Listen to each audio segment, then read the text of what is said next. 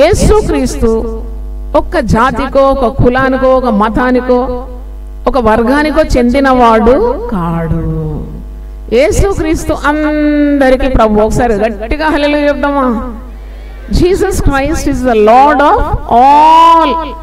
మత్తయి సువార్త 11:28-29 ప్రయాసపడి భారం మోసుకొంచున్న సమస్త జనులారా నా యొద్దకు రండి.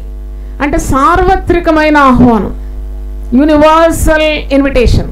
ఇలాంటి మాటలు కానీ, ఇలాంటి తీరు కానీ, ఇలాంటి ఒక ప్రభువును మీరు ఎక్కడ కూడా చూడలేరు. నా యొద్దకు వచ్చువాన్ని నేను ఎంత మాత్రం కూడా త్రోసివేయను అంటున్నాడు. దప్పికొని వాళ్ళని మీరు నా యొద్దకు రండి, నేను మీ దాహం తీరుస్తానన్నాడు. ఆకలి కొని వాళ్ళని మీరు నా యొద్దకు రండి, రూకలు లేకయే మీరు ఆకలి తెచ్చుకున్నాడు. పాపం ఉంటే రమ్మంటున్నాడు, రండి మన వివాదము తీసుకుందాం. మీ పాపములు రక్తం వలె ఎర్రనివైనను, కెంపు వలె ఎర్రనివైనను, నేను అది గొర్రెబొచ్చు వలె తెల్లగా చేస్తాను, హిమము కంటే తెల్లగా చేస్తాను.